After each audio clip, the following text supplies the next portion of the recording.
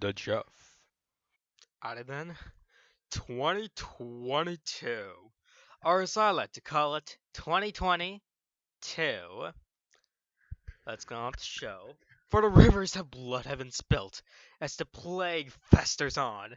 Is there any hope for the future to save us all from the dreaded beast that is the year 2022? For in the tome of the old kingdom, they say a plan can be made.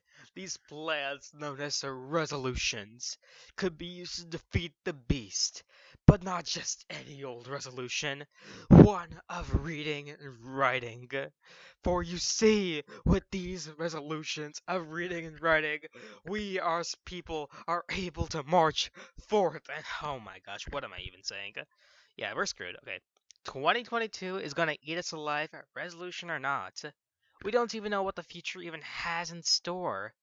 But I mean, it's nice to have something at the side. Some reading and writing resolutions, well, won't save us from the beast. It'll be nice to keep our minds off such things. Such terrible things this year has to offer. So, have you ever heard of the Chinese opera? So, just the other day, I was chilling on YouTube when I suddenly saw this video called The Drunken Concubine. Fascinated, I decided, well, I'll just take a peek. Quick peek, let the playback ensue. I was watching it and I was just amused by what I saw. It was like this person with this like white facial getup, this like gaudy makeup, this outfit. It was so amusing when I saw. I've never seen anything like Chinese opera before. The Drunken Concubine was fascinating to me. I would have never seen anything like this before, and I don't know why I'm seeing it now, but I loved it. And what sucked though is the whole thing was in Chinese, which, while audio is great, I had no idea what they were saying. So I had to read the subtitles, which is basically a transcript of the whole video. And it was really fun. Reading the subtitles reminded me of watching anime, like I usually do. Yes, I like anime.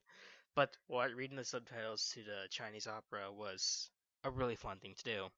But while I was reading that, it really got me thinking about this week's AOW. What if this year, for my reading and writing resolution, I decided to look at unusual forms of reading and writing?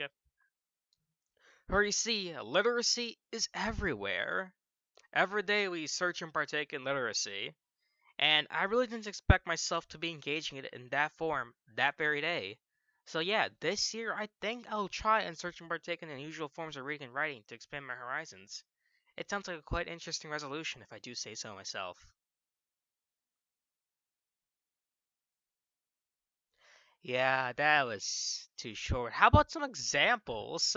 Call me crazy, but what if this year I went to a graveyard and I'm not even done? What if I read the tombstones on the graveyard? I've seen some cool tombstones in the past, and I'm sure it's quite a fascinating form of reading. Or this year, what if I decided to write a ballad using a quill and ink on parchment for my next D&D game? That sounds crazy. A ballad?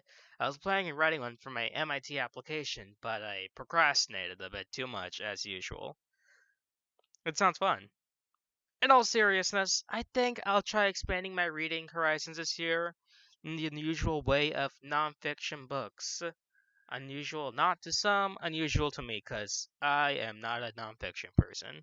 And as for my writing, I'll try and broaden my vocabulary. There are some unusual words that I really, really want to learn. And after all, my vocabulary's been getting a bit stale recently. So yeah, to new horizons we go, with unusual forms of reading and writing to take over the year of 2022. Yeah, we're still screwed, but it'll at least be fun in the English department. Yeah, I don't know why you're still here. I don't really have much else to say. Um, have you ever heard of Among Us?